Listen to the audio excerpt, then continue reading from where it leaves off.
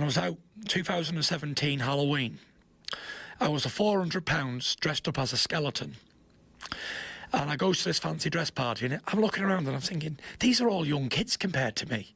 I'm 30 and I feel like I was the oldest guy in there, like 29. I was like, what am I doing here? Is this what you want for your life? And I thought to myself, this is not me. And no matter how many people told me before this, where I was going wrong, what I was doing, you need to act to your life. You can only change your life if you want to change it. And I left and everyone said, are you going home early? I said, yeah. I left at 9 o'clock. I went home. And I got back home. I didn't say anything to the wife. I just went straight upstairs into a dark room. And I took the stupid skeleton suit off. And I was sat there. And I got on my knees and I was praying and begging God to help me. And at this point, I'd never begged or cried to God to help me before. I'd prayed a lot all my life, but I'd never been in this physical state before. I could feel tears running down my face. My chest was wet with tears because I knew I couldn't do it on my own. It wasn't possible for me because I'd tried and tried and tried and ended up back in the pub, back drinking. I almost accepted that that was going to be my fate, an alcoholic. So I was on my knees in this bedroom, and after praying for about 10 minutes, I got up, and I felt the weight of the world was lifted off my shoulders. And for the first time in years, I knew I was going to make a comeback. And I called my wife, I said, Paris, she said, what? She thought I was drunk coming home from the pub. I said, Monday morning, I start to regain mission to try and get the heavyweight championship of the world back. She said, yeah. Because before this, every time I'd have a beer, I'd come back and I'm going to be the heavyweight champion of the world again, because it was the alcohol talking. So I was like the man who called wolf 1,000 times on this stupid career that I was living on the past, thinking about years before glory days. And after this prayer, I got up, I said, right, this is going to be it. She didn't believe me 1 second. But even when I speak to her now, she says, that night you told me that, she said, I hear a difference in your voice. Something happened. Next day I phoned up Ben Davison. And I said, I don't want to go back down the old route with the same trainer, same promoter, same anything. I said, everything's got to change. I said, it's going to be a new Tyson Fury. And we called it Return of the Mac Mission. And as I went out that morning, after phoning Ben and arranging everything, I went out for a run in my sweatsuit. I had ambitions of running 2 miles. I got about 5 minutes into the run and stopped. And I walked. And while I was walking, I thought, I can't run, I'm too fat, 400 pounds. But I thought, I'm going to walk, I'm going to get out and walk. While I was walking, I was flicking through on my phone on Instagram. And I sees this video of Deontay Wilder saying, yep, Tyson Fury's finally done that, because the week before I'd been at a boxing show in Manchester or something, and the press took a picture of me and it was like everywhere, this big, fat, out of shape, ugly, bald-headed, bearded, white as a sheet man. I was like, a state. And he'd done this video, yep, after seeing this evidence of Tyson Fury, I finally know he's finished.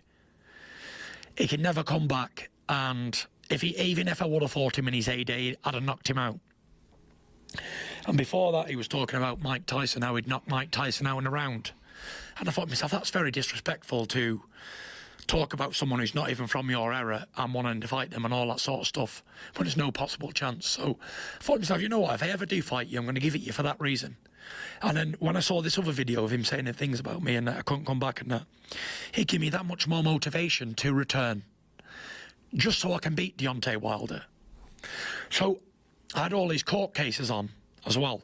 I was being charged with taking performance-enhancing drugs, nandrolone, something I'd never done. I had nandrolone in my system, it's produced naturally in the body, but they say my levels were elevated. The UKAD, UK anti-doping, said there was no case to answer. But all of a sudden I had a big WADA case on me. That took nearly 3 years to sort out. And everyone said, you're getting your hat nailed on here, son. You're getting a 12-year ban. And I said, you know what? 12-year ban 12 years. nandrolone? Not just for nandrolone. Well, I refused them as well. I was in a bad mood one day and the drug testing people come in the gym and I told them to fuck off. This is when you were training for your comeback? This was when I was out of training, yeah. When I was just, all the time I was fat and out of shape and not training, I was still being random drug tested by UKAD. Really? That's why I tested positive twice for cocaine.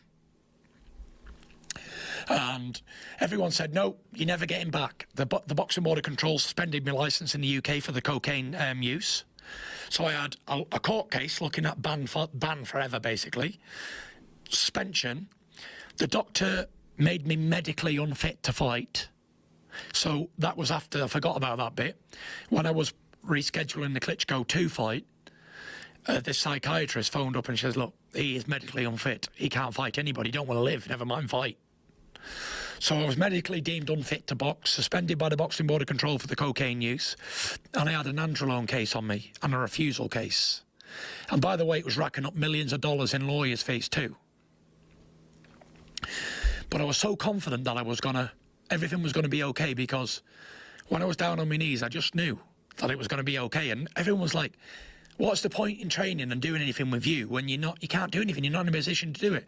I said, everything's gonna be all right, don't worry. Court case comes along in December. We go. They say, right, this court case is dragged on, insufficient evidence, get rid of it. We both agreed that we was going to call quits on the case. I go my way, they go theirs.